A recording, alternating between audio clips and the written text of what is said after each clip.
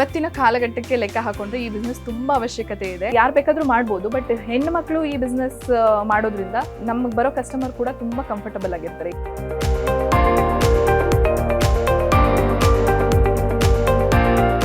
ಹೆಣ್ಮಕ್ಳಲ್ಲಿ ಎಲ್ಲಿವರೆಗೂ ಆಸೆಗಳಿರುತ್ತೋ ಅಲ್ಲಿವರೆಗೂ ನಮ್ಮ ಬಿಸ್ನೆಸ್ ತುಂಬಾ ಚೆನ್ನಾಗಾಗುತ್ತೆ. ನನಗೆ ಇದೇ ಥರದ್ದು ಬೇಕು ಅಂತ ಕೇಳ್ಕೊಂಡು ಬರೋರು ಸಹ ಇರ್ತಾರೆ.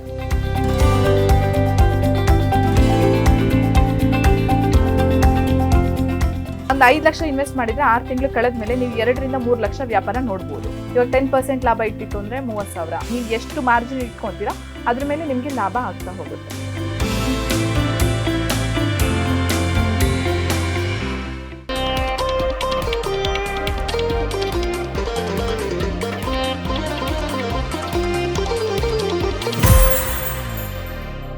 ನೀವು ಫ್ಯಾಷನ್ ಬಗ್ಗೆ ತಿಳಿದುಕೊಂಡಿದ್ರೆ ನಿಮ್ಮ ಕೈ ಹಿಡಿಯಬಲ್ಲ ಬಿಸ್ನೆಸ್ ಇದು. ಹೆಚ್ಚಿನ ಜ್ಞಾನದ ಅವಶ್ಯಕತೆ ಇಲ್ಲ ಈ ಬಿಸ್ನೆಸ್ಗೆ. ಟೈಲರಿಂಗ್ ಬಗ್ಗೆ ಐಡಿಯಾ ಇದ್ರೂ ಕೂಡ ಸಾಕು ಈ ಉದ್ಯಮಕ್ಕೆ. ಇತ್ತೀಚಿನ ಟ್ರೆಂಡ್ ಬಗ್ಗೆ ತಿಳಿದುಕೊಂಡ್ರೆ ಸುಲಭವಾಗಿ ಉದ್ಯಮ ಆರಂಭ ಮಾಡಬಹುದು. ಅದುವೇ ಬುಟಿಕ್ ಸ್ಟುಡಿಯೋ ಹಾಗೂ ಟೆಕ್ಸ್ಟೈಲ್ ಬಿಸ್ನೆಸ್. ನಾನು ದಿವ್ಯ ರಘುನಾಥ್. ಇಂದು ಎಲ್ಲಿ ಹೋದ್ರೂ ಎಲ್ಲಿ ನೋಡಿದ್ರೂ ಫ್ಯಾಷನ್ ಫ್ಯಾಷನ್ ಫ್ಯಾಷನ್ ಸಮಯ. ದಿನಗಳು ಬದಲಾಗ್ತಾ ಇದ್ದಂತೆ ಫ್ಯಾಷನ್ ಲೋಕದಲ್ಲಿಯೂ ಕೂಡ ಬದಲಾವಣೆ ಆಗ್ತಾನೆ ಇದೆ. ಒಂದ್ ಕಡೆ ಹಳೆಯ ಫ್ಯಾಷನ್ಗಳು ಮತ್ತೆ ಟ್ರೆಂಡ್ಗೆ ಬಂದ್ರೆ, ಮತ್ತೊಂದ್ ಕಡೆ ಇವತ್ತಿನ ಫ್ಯಾಷನ್ ನಾಳೆಗೆ ಹಳೆಯದಾಗಿರುತ್ತದೆ. ಅಷ್ಟು ಸ್ಪೀಡ್ ಆಗಿ ಕ್ವಿಕ್ ಆಗಿ ಫ್ಯಾಷನ್ ಲೋಕ ಬದಲಾಗ್ತಾ ಇದೆ. ಅದರಲ್ಲೂ ಮಹಿಳೆಯರ ಉಡುಗೆಯ ಬಗ್ಗೆ ಕೇಳೋದೇ ಬೇಡ. ಅಷ್ಟರ ಮಟ್ಟಿಗೆ ಬದಲಾವಣೆ ಆಗಿದೆ ಫ್ಯಾಷನ್ ಜಗತ್ತಿನಲ್ಲಿ. ಇಂದು ಯುವ ಜನತೆ ಹೆಚ್ಚು ಹೆಚ್ಚು ಉಡುಗೆಯ ಆಸಕ್ತಿ ಹೊಂದಿದ್ದಾರೆ. ಇಂದಿನ ಟ್ರೆಂಡ್ಗೆ ತಕ್ಕ ಹಾಗೆ ಡಿಸೈನ್ ನಲ್ಲಿ ಬಟ್ಟೆಯನ್ನ ಸ್ಟಿಚ್ ಮಾಡ್ತೀರಿ ಅನ್ನೋದಾದ್ರೆ ಅದನ್ನು ಉದ್ಯಮವನ್ನಾಗಿ ವಿಸ್ತರಿಸೋದು ಹೇಗೆ ಅನ್ನೋದನ್ನು ತೋರಿಸ್ತೀವಿ ಇವತ್ತಿನ ಬದುಕಿಗೊಂದು ಬಿಸ್ನೆಸ್ ನಲ್ಲಿ. ನಾವು ಧರಿಸುವ ಬಟ್ಟೆ ಕಂಫರ್ಟಬಲ್ ಅಷ್ಟೇ ಅಲ್ಲ, ನೋಡೋರಿಗೆ ಚಂದ ಕಾಣಬೇಕು.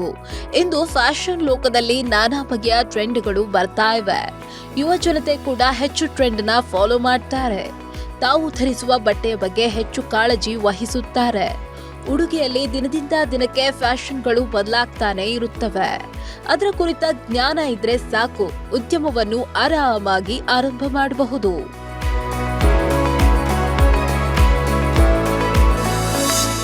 ಟೈಲರಿಂಗ್ ಜ್ಞಾನ ಸಾಕು ಈ ಉದ್ಯಮಕ್ಕೆ. ಟೈಲರಿಂಗ್ ಜ್ಞಾನವಿದ್ದು ಅದನ್ನು ಒಂದು ಉದ್ಯಮವನ್ನಾಗಿ ಪರಿವರ್ತನೆ ಮಾಡಬೇಕು ಅಂತ ನೀವು ಯೋಚನೆ ಮಾಡ್ತಾ ಇದ್ದೀರಾ? ಹಾಗಾದ್ರೆ ನಾವು ಇಂದು ತೋರಿಸ್ತಿರುವ ಬುಟಿಕ್ ಸ್ಟುಡಿಯೋ ಮತ್ತು ಟೆಕ್ಸ್ಟೈಲ್ ಬಿಸ್ನೆಸ್ ನಿಮಗೆ ಹೆಲ್ಪ್ ಆಗಬಹುದು. ಸಾಂಪ್ರದಾಯಿಕ ಉಡುಗೆಗೂ ಲೇಟೆಸ್ಟ್ ಟ್ರೆಂಡ್ ಟಚ್ ಕೊಡೋಕೆ ನಿಮಗೆ ಬರುತ್ತೆ ಅಂತಾದ್ರೆ ಈ ಉದ್ಯಮ ನಿಮಗೆ ಬೆಸ್ಟ್. ಅದರಲ್ಲೂ ತರಹೇವಾರಿ ವಿನ್ಯಾಸದ ಉಡುಗೆ ತೊಡುಗೆಗಳಿಗೆ ಇಂದು ಹೆಚ್ಚು ಬೇಡಿಕೆ ಇದೆ. ನೀವು ಒಬ್ಬ ಫ್ಯಾಷನ್ ಡಿಸೈನರ್ ನಂತೆಯೇ ನಿಮ್ಮದೇ ಆದ ಸ್ವಂತ ಶಾಪ್ನಲ್ಲಿ ಉದ್ಯಮವನ್ನು ನಡೆಸಿಕೊಂಡು ಹೋಗಬಹುದು.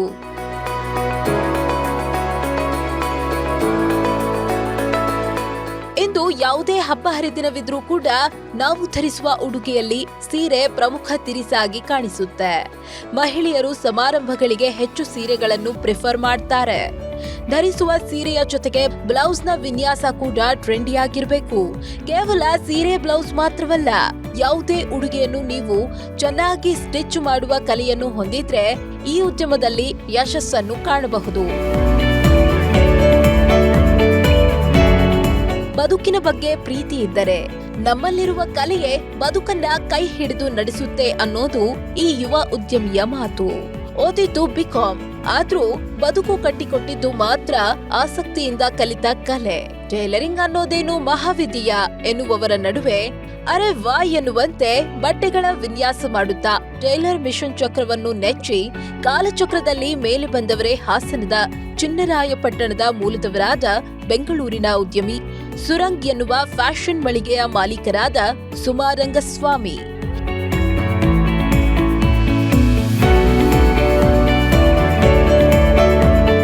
ಫ್ಯಾಷನ್ ಡಿಸೈನಿಂಗ್ ನಲ್ಲಿ ಹೆಚ್ಚು ಆಸಕ್ತಿ ಹೊಂದಿದ್ದ ಸುಮಾ ಅವರು ಉದ್ಯಮದ ಉದ್ದೇಶದಿಂದ 2022 ಅಕ್ಟೋಬರ್ನಲ್ಲಿ ಸುರಂಗ್ ದ ಹೌಸ್ ಆಫ್ ಸ್ಟೈಲ್ ಅನ್ನುವ ಶಾಪ್ ಅನ್ನು ಆರಂಭ ಮಾಡಿದ್ರು. ಶಾಪ್ ತೆರೆದು ಕೇವಲ 7 ತಿಂಗಳಾದ್ರೂ ಗ್ರಾಹಕರ ಬೇಡಿಕೆಯ ಮೇರೆಗೆ ಟೆಕ್ಸ್ಟೈಲ್ಸ್ ಉದ್ಯಮವನ್ನು ಆರಂಭ ಮಾಡಿದ್ದಾರೆ. ಬೆಂಗಳೂರಿನ ಬಸವೇಶ್ವರ ನಗರದಲ್ಲಿರುವ ಸುಮಾ ಅವರ ಸುರಂಗ್ ಬುಟಿಕ್ ಹಾಗೂ ಟೆಕ್ಸ್ಟೈಲ್ ಶಾಪ್ ಅತಿ ಹೆಚ್ಚು ಬೇಡಿಕೆಯುಳ್ಳ ಬಟ್ಟೆಯ ಬುಟಿಕ್ ಸ್ಟುಡಿಯೋ ಉದ್ಯಮವಾಗಿದೆ.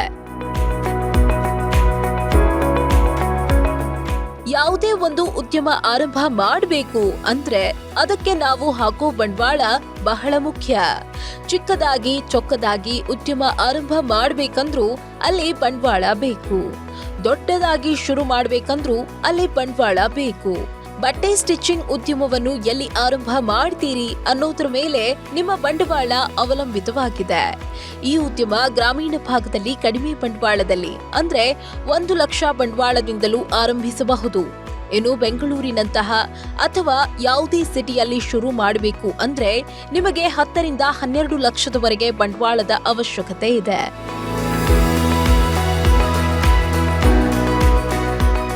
ಬಂಡವಾಳ ನಿಮಗೆ 5 ಲಕ್ಷದಿಂದನೂ ಶುರು ಮಾಡ್ಬೋದು. ನೀವು ಎಷ್ಟು ಬಟ್ಟೆ ಹಾಕ್ತೀರಾ, ನೀವು ಎಷ್ಟು ಅಡಿ ಜಾಗನ ತಗೊಂಡಿದ್ದೀರಾ, ಅಲ್ಲಿ ರೆಂಟ್ ಏನು ಅದ್ರ ಮೇಲೆ ಡಿಪೆಂಡ್ ಆಗುತ್ತೆ. ಯಾವ ಏರಿಯಾ ಮೇಲೆ ಡಿಪೆಂಡ್ ಆಗುತ್ತೆ. ನಿಮಗೆ ತುಂಬಾ ಸ್ವಲ್ಪ ರೂರಲ್ ಪ್ಲೇಸ್ಗೆ ಹೋದ್ರೆ ನೀವು 1 ಲಕ್ಷ 2 ಲಕ್ಷದಲ್ಲೂ ಶುರು ಮಾಡ್ಬೋದು. ಸ್ವಲ್ಪ ಸಿಟಿ ಸೈಡ್ ಬರ್ತಾ ಜಾಸ್ತಿ ಆಗ್ತಾ ಹೋಗುತ್ತೆ ಅಮೌಂಟು. ಸೊ ಡಿಪೆಂಡ್ಸ್ ಇದು. ಇವಾಗ ಆ್ಯಕ್ಚುಲಿ ನಾನಿರೋದು ಬಸವೇಶ್ವರ ನಗರಲ್ಲಿ. ಸೊ ನನ್ನ ಶಾಪ್ದು ಎಲ್ಲ ರೆಂಟು ಎಲ್ಲ ಲೆಕ್ಕ ಹಾಕೊಂಡು ಅಡ್ವಾನ್ಸು ಎಲ್ಲ ಲೆಕ್ಕ ಹಾಕೊಂಡು ನನಗೆ ಇನಿಷಿಯಲ್ ಟೈಮ್ನಲ್ಲಿ 12 ಲಕ್ಷ ಖರ್ಚಾಯಿತು. ಸ್ಟಾರ್ಟಿಂಗ್ ಇನಿಷಿಯಲ್ ಟೈಮ್ನಲ್ಲಿ 12 ಲಕ್ಷ ಖರ್ಚಾಯಿತು. ಆಮೇಲೆ ಬಿಸ್ನೆಸ್ ಇದು ಹೆಂಗೆ ಅಂದರೆ ತಿಂತಾ ಇರುತ್ತೆ, ದುಡ್ಡು ತಿಂತಾ ಇರುತ್ತೆ. ನಾವು ಫಸ್ಟ್ ಚೆನ್ನಾಗಿ ತಿನ್ನಿಸ್ಬೇಕು, ಆಮೇಲೆ ಅದು ನಮಗೆ ತಿನ್ಸೋದಕ್ಕೆ ಶುರು ಮಾಡುತ್ತೆ ಆ ಥರ. ಸೊ ನಂದು ಇನಿಷಿಯಲ್ ಇನ್ವೆಸ್ಟ್ಮೆಂಟ್ ಬಂದು 12 ಲಕ್ಷ. ಆಮೇಲೆ ಇದರಲ್ಲೇ ದುಡ್ಡು ಮತ್ತೆ ಇಲ್ಲಿಗೆ ಇನ್ವೆಸ್ಟ್ ಮಾಡಿರೋವಂಥದ್ದು.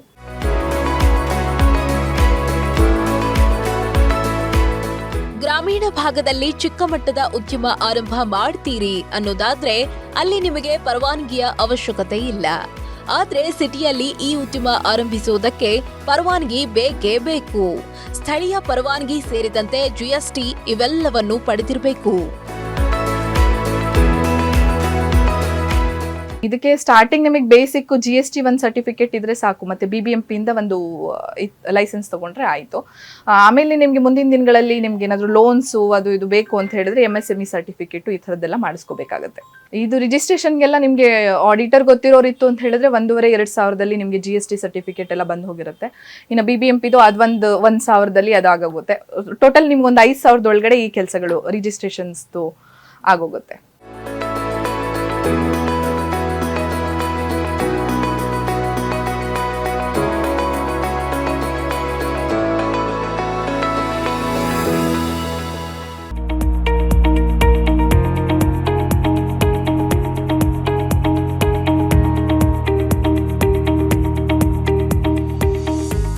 ಬಟ್ಟೆಯ ಕುರಿತ ಯಾವ ಉದ್ಯಮವಾದ್ರೂ ಕೂಡ ಇಂದು ಹೆಚ್ಚು ಸಕ್ಸಸ್ ಆಗುತ್ತೆ.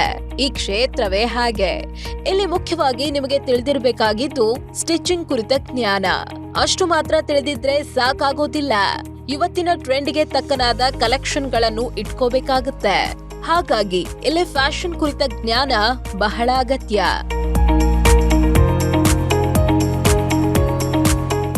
ಅದು ಸ್ಟುಡಿಯೋ ಅಥವಾ ಕ್ಲಾತ್ ಶೋರೂಮು ಅಥವಾ ಬೊಟಿಕ್ಕು ಏನೇ ಮಾಡಬೇಕು ಅಂದ್ರೂ ನಿಮಗೆ ಅಟ್ಲೀಸ್ಟ್ ಬೇಸಿಕ್ ನಾಲೆಜ್ ಇರಬೇಕು. ನಿಮಗೆ ಕಸ್ಟಮರ್ ಜೊತೆಗೆ ಇಂಟ್ರಾಕ್ಟ್ ಮಾಡೋದು ಬರಬೇಕು. ಮಟೀರಿಯಲ್ನ ಎಲ್ಲಿ ಪರ್ಚೇಸ್ ಮಾಡಬೇಕು ಅನ್ನೋದು ಗೊತ್ತಿರಬೇಕು. ಮೇಯ್ನು ನೀವು ಮಟೀರಿಯಲ್ನ ಎಲ್ಲಿ ಪರ್ಚೇಸ್ ಮಾಡಬೇಕು ಗೊತ್ತಿಲ್ಲದೆ ನೀವು ಸೇಲ್ ಮಾಡೋದಕ್ಕೆ ಆಗೋದಿಲ್ಲ. ಸೊ ಪ್ರತಿಯೊಂದು ಬೇಸಿಕ್ ನಾಲೆಜ್ನ ನಿಮ್ಗೆ ಇತ್ತು ಅಂತ ಹೇಳಿದ್ರೆ ಬಿಸ್ನೆಸ್ ತುಂಬ ಸರಾಗವಾಗಿ ಹೋಗುತ್ತೆ. ಬೇಸಿಕ್ ನಾಲೆಜ್ ಇಲ್ಲ ಅಂದ್ರೂ ನೀವು ಬಿಸ್ನೆಸ್ಸಿಗೆ ಒಂದ್ಸರಿ ದುಮ್ಕಿದ್ರೆ ಅದು ಕಲಿಸ್ತಾ ಹೋಗುತ್ತೆ. ಬಟ್ ಕಲಿಯೋದಕ್ಕೆ ಟೈಮ್ ತಗೊಳುತ್ತೆ. ಟೈಮ್ನ ಇನ್ವೆಸ್ಟ್ ಮಾಡಿ ವೇಸ್ಟ್ ಮಾಡೋದ್ರ ಬದಲು ಮುಂಚೆನೇ ನೀವು ಕಲಿತು ಇಲ್ಲಿಗೆ ಬಂದರೆ ಆ ಟೈಮ್ ಸೇವ್ ಆಗುತ್ತೆ. ಟೈಮ್ ಸೇವ್ ಆಗೋದ್ರ ಜೊತೆಗೆ ಬಿಸ್ನೆಸ್ಸು ತುಂಬ ಚೆನ್ನಾಗಿ ಆಗ್ತಾ ಹೋಗುತ್ತೆ. ಅಲ್ಲಿ ಸೇಲ್ಸ್ ಮಾಡ್ತೀರಾ ಅಂತ ಹೇಳಿದ್ರೆ ಯಾವುದಾದ್ರೂ ಶೋರೂಮ್ನಲ್ಲಿ ನೀವು ಸೇಲ್ ಮಾಡಿ ಅಭ್ಯಾಸ ಇರಬೇಕು. ಯಾವುದಾದ್ರೂ ಶೋರೂಮ್ನಲ್ಲಿ 1 ತಿಂಗಳು 2 ತಿಂಗಳು ಕೆಲಸ ಮಾಡಿದ್ರು ಸಾಕು. ನಿಮ್ಗೆ ಒಂದು ಬಟ್ಟೆ ಫೋಲ್ಡ್ ಮಾಡೋದ್ರಿಂದ ಹಿಡಿದು ಕಸ ಗುಡಿಸೋದ್ರಿಂದ ಹಿಡಿದು ಎಲ್ಲಾನು ಕಲಿಬೇಕು. ನಾವು ಒಂದು ಶಾಪ್ ಓಪನ್ ಮಾಡ್ತೀವಿ ಅಂತ ಹೇಳಿದ್ರೆ ಯಾವುದಾದ್ರೂ ಬಿಸ್ನೆಸ್ ನ ಆರಂಭ ಮಾಡಬೇಕು ಅಂದ್ರೆ ಅಲ್ಲಿ ಅಂಜಿಕೆ ಇರೋದು ಸಾಮಾನ್ಯ. ಭವಿಷ್ಯದಲ್ಲಿ ಲಾಸ್ ಆದ್ರೆ ಗತಿಯೇನು ಅಂತೆಲ್ಲ ಯೋಚನೆ ಉದ್ಯಮ ಆರಂಭ ಮಾಡಬೇಕು ಅನ್ಕೊಂಡವರಿಗೆ ಬರೋದು ಸಹಜ.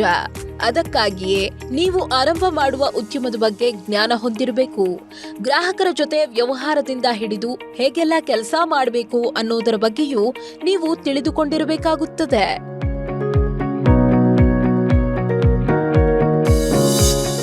ಆಯ್ಕೆ ಮಾಡುವ ಸ್ಥಳ ಮುಖ್ಯವಾಗಿರುತ್ತೆ ಈ ಉದ್ಯಮದಲ್ಲಿ.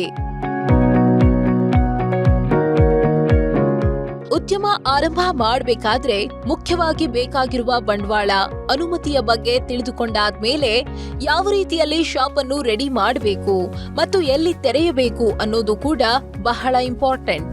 ಮಹಿಳೆಯರೇ ಹೆಚ್ಚು ಓಡಾಡುವ ಸ್ಥಳದಲ್ಲಿ ಶಾಪ್ ತೆರೆದ್ರೆ ಬಹಳ ಅನುಕೂಲ. ಶಾಪ್ ಆರಂಭ ಮಾಡೋದಕ್ಕೆ ನಿಮಗೆ 300 ಚದುರ ಅಡಿ ಜಾಗವಿದ್ರೂ ಕೂಡ ಸಾಕಾಗುತ್ತೆ. ಈ ಥರದ್ದು ಒಂದು ಸ್ಟುಡಿಯೋ ಮಾಡಬೇಕು ಅಂದರೆ ಜಾಸ್ತಿ ಹೆಣ್ಮಕ್ಳು ಅಟ್ರಾಕ್ಟ್ ಆಗುವಂಥ ಜಾಗಕ್ಕೆ ನಾವು ಸೆಲೆಕ್ಟ್ ಮಾಡಬೇಕಾಗತ್ತೆ ಜಾಗನ. ಇವಾಗ ಸಾಕಷ್ಟು ಮಲ್ಲೇಶ್ವರಮಲ್ಲಾಗಲಿ ಚಿಕ್ಕಪೇಟೆನಲ್ಲಾಗಲಿ ತುಂಬ ಶಾಪ್ಸ್ಗಳಿದ್ದಾವೆ. ಅದು ಕಸ್ಟಮರ್ಗೆ ತುಂಬ ಆಪ್ಷನ್ಸ್ಗಳನ್ನ ಕೊಟ್ಟಿರ್ತೀವಿ ನಾವು, ಇದಲ್ಲ ಅಂದರೆ ಇನ್ನೊಂದು, ಇದಲ್ಲ ಅಂದರೆ ಇನ್ನೊಂದು ಅಂತ. ಅವ್ರಿಗೆ ಆಪ್ಷನ್ಸ್ ಇರಬಾರ್ದು, ನಮ್ಮದೇ ಶಾಪಿಗೆ ಬರಬೇಕು. ತುಂಬ ಜನ ಹೆಣ್ಮಕ್ಳುಗಳು ನಮ್ಮ ಶಾಪ್ ಸುತ್ತಮುತ್ತ ಓಡಾಡ್ತಿರ್ಬೇಕು, ಅಂಥ ಜಾಗನ ಸೆಲೆಕ್ಟ್ ಮಾಡ್ಕೊಬೇಕು.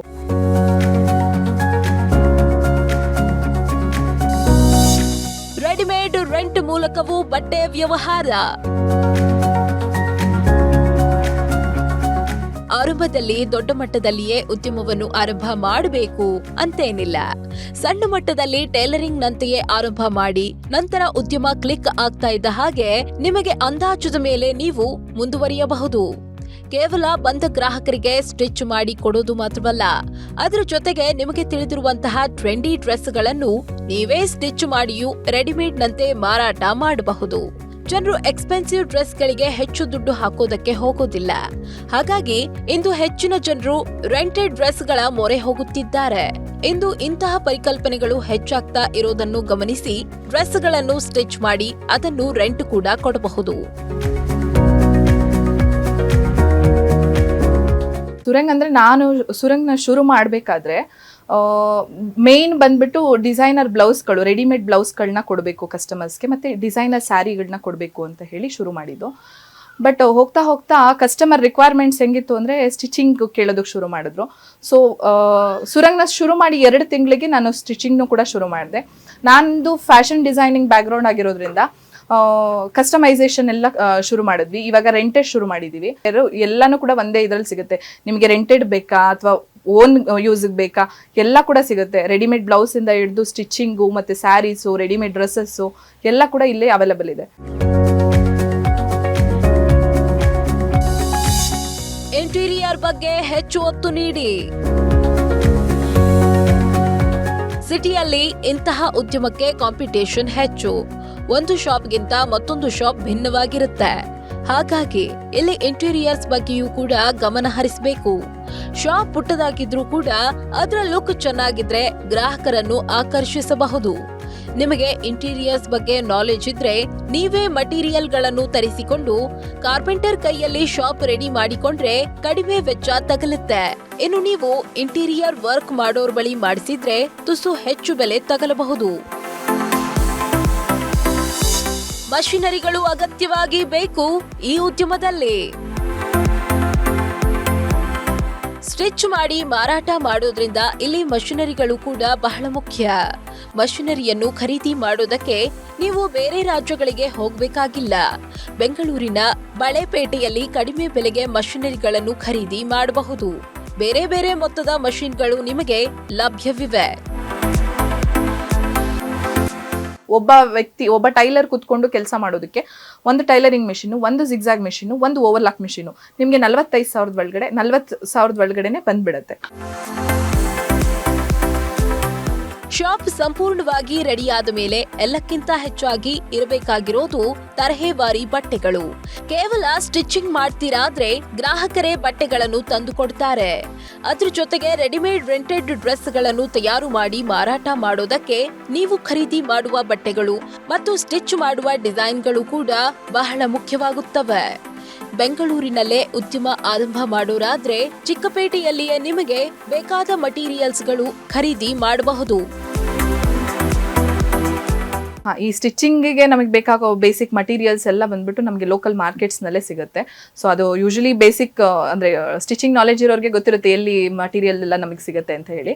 ನಾನು ಯೂಶಲಿ ಪರ್ಚೇಸ್ ಮಾಡೋದು ಚಿಕ್ಕಪೇಟೆನಲ್ಲೇ ನಮಗೆಲ್ಲನೂ ಸಿಗುತ್ತೆ. ಅವಿನ್ಯೂ ರೋಡ್ನಲ್ಲಿ ಹೋದರೆ ನಮಗೆ ಎಲ್ಲ ರೀತಿಯಾದ ಸ್ಟಿಚಿಂಗ್ ಮಟೀರಿಯಲ್ಸ್ ಸಿಗುತ್ತೆ.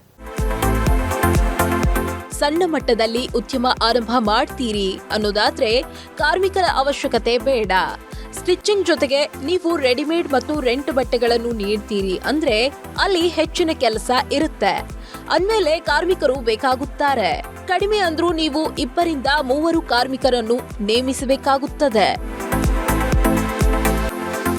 ಇದನ್ನ ಶುರು ಮಾಡಬೇಕಾದ್ರೆ ನಿಮಗೆ ಅಂತ ಏನು ಸಹಾಯಕರ ಅವಶ್ಯಕತೆ ಇರೋದಿಲ್ಲ. ಚಿಕ್ಕದಾಗಿ ಶುರು ಮಾಡ್ತೀರಾ ಅಂದ್ರೆ ಬೇಡವೇ ಬೇಡ, ಅಂದ್ರೆ ನೀವೇ ಮೊದಲಿನಲ್ಲಿ ಹ್ಯಾಂಡಲ್ ಮಾಡ್ಕೊಂಡು ಹೋಗ್ಬೋದು ಆರಾಮಾಗಿ. ಕಸ್ಟಮರ್ಸ್ ಜಾಸ್ತಿ ಹೆಂಗಿದೆ, ಕಸ್ಟಮರ್ ಮೂಮೆಂಟ್ ಹೆಂಗಿದೆ, ಅದ್ರ ಮೇಲೆ ನಿಮಗೆ ಸಹಾಯಕರು ಬೇಕಾ ಬೇಡವಾ ಅನ್ನೋದು ನಿಮಗೆ ಗೊತ್ತಾಗುತ್ತೆ. ಬಿಸ್ನೆಸ್ನಲ್ಲಿ ನೀವು ಧುಮುಕದ ಮೇಲೆ ನಿಮಗೆ ಗೊತ್ತಾಗ್ತಾ ಹೋಗುತ್ತೆ ಬೇಕಾ ನನಗೆ ಬೇಡವಾ ಅಂತ. ಶೋರೂಮು ದೊಡ್ಡದು ಎಲ್ಲ ಮಾಡ್ತೀವಿ ಅಂದ್ರೆ ನಿಮಗೆ ಬೇಕೇ ಬೇಕಾಗುತ್ತೆ, ಅದ್ರ ತಕ್ಕನಂಗೆ ತಗೊಳ್ಬೇಕು. ಚಿಕ್ಕದಾಗಿ ಶುರು ಮಾಡೋರಿಗೆ ಸ್ಟಾರ್ಟಿಂಗ್ನಲ್ಲಿ ಇನಿಷಿಯಲ್ನಲ್ಲಿ 1 ತಿಂಗಳು 2 ತಿಂಗಳು ಅವಶ್ಯಕತೆ ಇರೋದಿಲ್ಲ. ಆಮೇಲೆ ಕಸ್ಟಮರ್ ಮೂವ್ಮೆಂಟ್ ಜಾಸ್ತಿ ಆದಾಗ ಬೇಕಾಗುತ್ತೆ.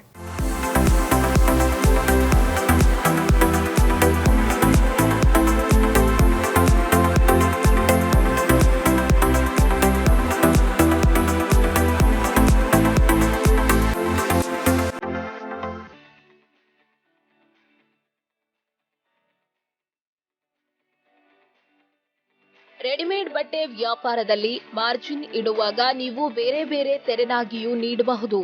ಸ್ಟಿಚಿಂಗ್ ಇಡಬೇಕಾದ್ರೆ ನಿಮಗಾದ ಎಕ್ಸ್ಪೆನ್ಸ್ ಎಲ್ಲವನ್ನು ಲೆಕ್ಕ ಹಾಕಿ 40% ವರೆಗೂ ಮಾರ್ಜಿನ್ ಫಿಕ್ಸ್ ಮಾಡಬಹುದು.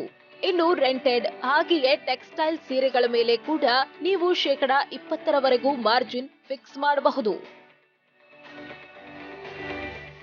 ರೇಟ್ ಅಂದರೆ ಇವಾಗ ನಾನು ಸ್ಟಿಚಿಂಗ್ ಅಂತ ಬಂದಾಗ ಮಟೀರಿಯಲ್ನ ನಾವು ತೊಗೊಂಬರ್ತೀವಲ್ಲ, ಆ ಮಟೀರಿಯಲ್ ಕಾಸ್ಟು ಮತ್ತು ಸ್ಟಿಚಿಂಗಿಗೆ ಬೇಕಾಗೋ ಕಚ್ಚಾ ಸಾಮಗ್ರಿಗಳು ಮತ್ತು ಈ ಜಾಗದ್ದು ಮತ್ತು ಟೈಲರಿಗೆ ಕೊಡೋ ಸಂಬಳ ಪ್ರತಿಯೊಂದನ್ನು ಕ್ಯಾಲ್ಕುಲೇಟ್ ಮಾಡಿ ನಾವು ಒಂದು 40% ಮಾರ್ಜಿನ್ ಇಟ್ಟು ಸ್ಟಿಚಿಂಗ್ ಮಟೀರಿಯಲ್ನ ಕೊಡ್ಬೋದು. ಓನ್ ಡಿಸೈನ್ಸ್ನ ನಾವು ಅಷ್ಟು 40% ನಾವು ಓನ್ ಡಿಸೈನ್ನ ಮಾರ್ಜಿನ್ ಇಡ್ಬೋದು. ಹಾಗೆ ನಾವು ರೆಡಿಮೇಡ್ ಅಂತ ಏನು ಮಾಡ್ತೀವಲ್ವ, ಇವಾಗ ಸೀರೆ ಆಗಲಿ, ಬ್ಲೌಸಸ್ ಆಗಲಿ, ರೆಡಿಮೇಡ್ ಡ್ರೆಸ್ಸಸ್ ಆಗಲಿ, ಇದಕ್ಕೆ ನಾವು ಅಪ್ ಟು 20% ಅಂತೂ ಮಿಸ್ ಇಲ್ಲ. ಅದ್ರ ಮೇಲೆ ಇಟ್ಕೊಳ್ಳೋದು ಅವ್ರದ್ದು ಹೆಚ್ಚಿನ ಲಾಭ. ಪ್ರತಿಯೊಂದು ಉದ್ಯಮದ ಕನಸು ಆದಾಯ ಜೊತೆಗೆ ಇಂತಿಷ್ಟು ಲಾಭ. ಯಾರದ್ದೋ ಕೈ ಕೆಳಗೆ ದುಡಿಯುವ ಬದಲು ತನ್ನದೇ ಸ್ವಂತ ಉದ್ಯಮ ಮಾಡಿ ಅದರಲ್ಲಿ ಇಂತಿಷ್ಟು ಲಾಭ ಪಡೆಯೋದೇ ಎಲ್ಲಾ ಉದ್ಯಮದ ಗುರಿ. ನಾವು ಮೊದಲೇ ಹೇಳಿದ ಹಾಗೆ ಇಲ್ಲಿ ಬಟ್ಟೆಯ ಕುರಿತ ಉದ್ಯಮ ಮಾಡಿದ್ರೆ ಕೈ ಸುಟ್ಟುಕೊಳ್ಳುವ ಪ್ರಮೇಯವೇ ಇಲ್ಲ. ಶಾಪ್ ಆರಂಭ ಮಾಡಿದ ಮರುದಿನವೇ ನೀವು ಸಂಪಾದನೆಯನ್ನ ಎಕ್ಸ್ಪೆಕ್ಟ್ ಮಾಡೋದಕ್ಕೆ ಸಾಧ್ಯವಿಲ್ಲ. ಕಡಿಮೆ ಅಂದ್ರೂ 2 ತಿಂಗಳು ಅವಕಾಶ ಬೇಕಾಗುತ್ತದೆ. ಮೊದಲು ನಾವು ಇದಕ್ಕೆ ಸಂಪಾದನೆ ಅಂತ ಬಂದರೆ ಮೊದಲು ನಾವು ತುಂಬ ಎಕ್ಸ್ಪೆಕ್ಟ್ ಮಾಡೋದಕ್ಕಾಗಲ್ಲ. ನಮಗೆ ಏನು ಅಂದರೆ ತುಂಬ ಜನಕ್ಕೆ ನಾವು ರೀಚ್ ಆಗಿರಲ್ಲ, ಹೊಸ್ದಾಗಿ ಶುರು ಮಾಡಿರ್ತೀವಿ. ಸೊ ಆಗ ಸ್ವಲ್ಪ ನಮಗೆ ವ್ಯಾಪಾರ ತುಂಬ ಕಡಿಮೆನೇ ಇರುತ್ತೆ. ಒಂದು 50 ರಿಂದ 1 ಲಕ್ಷ ಈ ಥರದ ಒಳಗಡೆ, 1 ಲಕ್ಷದ ಒಳಗಡೆ ಈ ಥರ ಇರುತ್ತೆ ಚಿಕ್ಕದಾಗಿ ಶುರು ಮಾಡಿದಾಗ. ಆಮೇಲೆ ನೀವು ಕಸ್ಟಮರ್ನ ಎಷ್ಟು ಚೆನ್ನಾಗಿ ರೀಚ್ ಆಗ್ತೀರಾ, ಕಸ್ಟಮರ್ ಜೊತೆಗೆ ಹೆಂಗೆ ಇಂಟರಾಕ್ಟ್ ಮಾಡ್ತೀರಾ, ಅವ್ರಿಗೆ ಎಷ್ಟು ಚೆನ್ನಾಗಿ ಬಟ್ಟೆಗಳನ್ನ ಮತ್ತು ಪ್ರೈಸಿಂಗ್ನ ಕೊಡ್ತೀರಾ, ಅದ್ರ ಮೇಲೆ ನಿಮ್ಮ ಬಿಸ್ನೆಸ್ಸು ಕೊಡ್ತಾ ಹೋಗುತ್ತೆ. ಉದ್ಯಮದ ಬಗ್ಗೆ ಎಷ್ಟೇ ಹೇಳಿದ್ರೂ ಕೂಡ ನಾವು ಮುಖ್ಯವಾಗಿ ತಿಳಿದುಕೊಳ್ಳಬೇಕಾಗಿರೋದು ಲಾಭ. ಆರಂಭದ 2-3 ತಿಂಗಳು ನೀವು ಲಾಭವನ್ನು ಎಕ್ಸ್ಪೆಕ್ಟ್ ಮಾಡೋದಕ್ಕೆ ಸಾಧ್ಯವಿಲ್ಲ.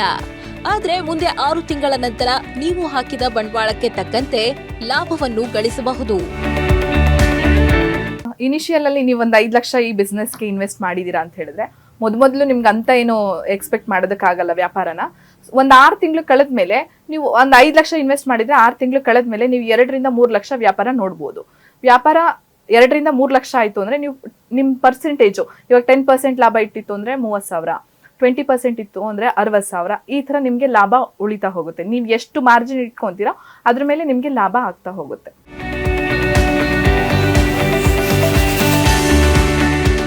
ಎಲ್ಲಾ ಬಿಸ್ನೆಸ್ ನಲ್ಲಿಯೂ ಎಂತಿಷ್ಟೇ ಖರ್ಚುಗಳಿರುತ್ತವೆ. ಶಾಪ್ ಬಾಡಿಗೆ ಪಡೆದಿದ್ರೆ ಶಾಪ್ ರೆಂಟ್, ಕಾರ್ಮಿಕರಿದ್ರೆ ಅವರ ಸಂಬಳ, ಇನ್ನು ವಿದ್ಯುತ್, ಹೀಗೆ ನಾನಾ ಬಗೆಯ ಖರ್ಚುಗಳಿರುತ್ತವೆ. ಇದೆಲ್ಲ ಸೇರಿ 50 ರಿಂದ 60 ಸಾವಿರದವರೆಗೂ ಖರ್ಚುಗಳಾಗುತ್ತವೆ. ಇಂದು ಉದ್ಯಮ ಕ್ಷೇತ್ರದಲ್ಲಿ ಸ್ಪರ್ಧೆ ಹೆಚ್ಚು. ಗಲ್ಲಿಗೊಂದರಂತೆ ಬುಟಿಕ್ಗಳನ್ನು ನಾವು ಕಾಣ್ತೇವೆ. ಅಂತಹ ಶಾಪ್ಗಳ ಮಧ್ಯೆ ನಿಮ್ಮ ಶಾಪ್ ಗುರುತಿಸಿಕೊಳ್ಬೇಕಂದ್ರೆ ನಿಮಗೆ ಮಾರ್ಕೆಟಿಂಗ್ ಬಹಳ ಮುಖ್ಯ. ರೀಸನೇಬಲ್ ಪ್ರೈಸ್, ರಿಯಾಯಿತಿಗಳು, ವೆರೈಟಿ ಡಿಸೈನ್ಸ್ ಮುಂತಾದವುಗಳನ್ನು ನೀಡುವುದರ ಮೂಲಕವೂ ಮಾರ್ಕೆಟಿಂಗ್ ಮಾಡಬಹುದು. ಇಂಥವರೇ ಈ ಬಿಸ್ನೆಸ್ ಆರಂಭ ಮಾಡಬೇಕಾಗಿಲ್ಲ. ಸ್ಟಿಚಿಂಗ್, ಟೈಲರಿಂಗ್ ಬಗ್ಗೆ ಜ್ಞಾನ ಹೊಂದಿರುವವರು ಯಾರು ಬೇಕಾದ್ರೂ ಕೂಡ ಈ ಉದ್ಯಮವನ್ನು ಮಾಡಬಹುದು. ಆದ್ರೆ ಮೊದಲೇ ಹೇಳಿದ ಹಾಗೆ ಇಲ್ಲಿ ನಿರ್ದಿಷ್ಟ ಜ್ಞಾನ ಅಗತ್ಯ. ಮಾಡ್ಬೇಕು ಅನ್ಕೊಂಡವ್ರಿಗೆ ಅದೇ ನಾನು ಹೇಳಿದ್ನಲ್ಲ, ಬೇಸಿಕ್ ನಾಲೆಜ್ನ ಇಟ್ಕೊಂಡು ಒಂದಷ್ಟು ಬಂಡವಾಳಗಳನ್ನ ಇಟ್ಕೊಂಡು ಶುರು ಮಾಡಿ. ಏನೂ ಇಲ್ಲದೆ ನನ್ಗೆ ಏನೂ ಗೊತ್ತಿಲ್ಲದೇನೆ ಇಲ್ಲಿ ಈಸ್ತೀನಿ ಜಯಿಸ್ತೀನಿ ಅಂದ್ರೆ ಸ್ವಲ್ಪ ಕಷ್ಟ ಆಗುತ್ತೆ. ಆ್ಯಂಡ್ ಗಂಡಸರಾಗ್ಲಿ ಹೆಂಗಸರಾಗ್ಲಿ ಯಾರು ಬೇಕಾದ್ರೂ ಮಾಡ್ಬೋದು. ಬಟ್ ಹೆಣ್ಣು ಮಕ್ಕಳು ಈ ಬಿಸ್ನೆಸ್ ಮಾಡೋದ್ರಿಂದ ತುಂಬಾ ನಮಗೆ ಬರೋ ಕಸ್ಟಮರ್ ಕೂಡ ತುಂಬಾ ಕಂಫರ್ಟಬಲ್ ಆಗಿರ್ತಾರೆ. ಏಕೆಂದ್ರೆ ಕಂಪ್ಲೀಟ್ ವುಮೆನ್ಸ್ ವೇರ್ ಆಗಿರೋದ್ರಿಂದ ಹೆಣ್ಮಕ್ಳು ತುಂಬಾ ಕಂಫರ್ಟಬಲ್ ಆಗಿರ್ತಾರೆ.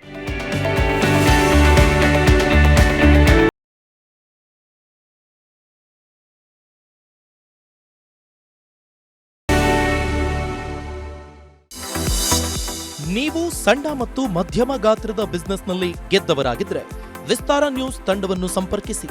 ನಿಮ್ಮ ಯಶಸ್ಸಿನ ಪಯಣವನ್ನ ನಮ್ಮ ಜೊತೆಗೆ ಹಂಚಿಕೊಳ್ಳಬಹುದು. ನಮ್ಮ ವಿಳಾಸ ವಿಸ್ತಾರ ನ್ಯೂಸ್, ನಂಬರ್ 1, 2 ಹಾಗೂ 4ನೇ ಮಹಡಿ, the New Indian Express building, block 2 ಹಾಗೂ 3, ಕ್ವೀನ್ಸ್ ರಸ್ತೆ, ಬೆಂಗಳೂರು 560001. Phone number 941810244181. ಇಮೇಲ್ ವಿಳಾಸ program@vistaranews.com. ಬಟ್ಟೆ ಬಗೆಗಿನ ಬಿಸ್ನೆಸ್ ನೆವರ್ ಎಂಡಿಂಗ್ ಉದ್ಯಮ. ಫ್ಯಾಷನ್ ಬದಲಾಗ್ತಾ ಇದ್ದ ಹಾಗೆ ನಿಮ್ಮ ಬಿಸ್ನೆಸ್ ನಲ್ಲಿಯೂ ಕೆಲವೊಂದು ಚೇಂಜಸ್ಗಳನ್ನ ಮಾಡಿಕೊಂಡ್ರೆ ಈ ಉದ್ಯಮದಲ್ಲಿ ಸಕ್ಸಸ್ ಆಗಬಹುದು. ಇದಾಗಿತ್ತು ಇವತ್ತಿನ ಬದುಕಿಗೊಂದು ಬಿಸ್ನೆಸ್. ಇಂತಹದೇ ಬಿಸ್ನೆಸ್ ಐಡಿಯಾಗಳಿಗಾಗಿ ವಿಸ್ತಾರ ಬಿಸ್ನೆಸ್ ಯೂಟ್ಯೂಬ್ ಚಾನೆಲ್ ಸಬ್ಸ್ಕ್ರೈಬ್ ಮಾಡಿ. ಅನುಕ್ಷಣದ ಸುದ್ದಿಗಾಗಿ ನೋಡ್ತಾ ಇರಿ ವಿಸ್ತಾರ ನ್ಯೂಸ್. ಇದು ನಿಖರ ಜನಪರ.